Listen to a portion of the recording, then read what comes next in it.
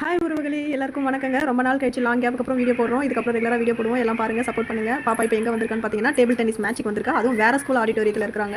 Match எல்லாம் ready ஆகிடுச்சு, announce பண்ணிட்டாங்க. இன்னும் கொஞ்சம் நேரத்தில் ஸ்டார்ட் பண்ண போகிறாங்க. இப்போ பாப்பா விளையாட ஆரம்பிச்ச உடனே ஃபஸ்ட் ரவுண்டில் வின் பண்ணிட்டு பாப்பா வந்து சைன் பண்ணிட்டு வந்து உட்காந்துட்டாங்க. இன்னும் 4 ரவுண்ட் இருக்குதுங்க. 4 ரவுண்ட்லையும் வின் பண்ணணும்.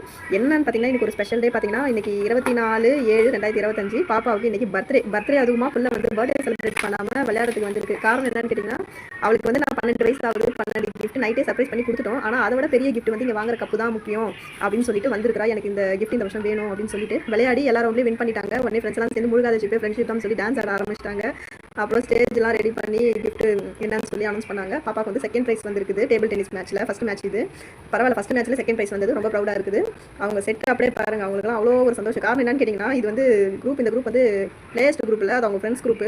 எல்லா வீடியோலையும் பார்த்தீங்கன்னா இவங்க எல்லாம் இருப்பாங்க. பாப்பாவோட குரூப் வீடியோ, ஸ்கூல் வீடியோ எல்லாத்துலேயுமே. அதனால் எல்லாரும் சேர்ந்து வின் பண்ணது ரொம்ப சந்தோஷம்.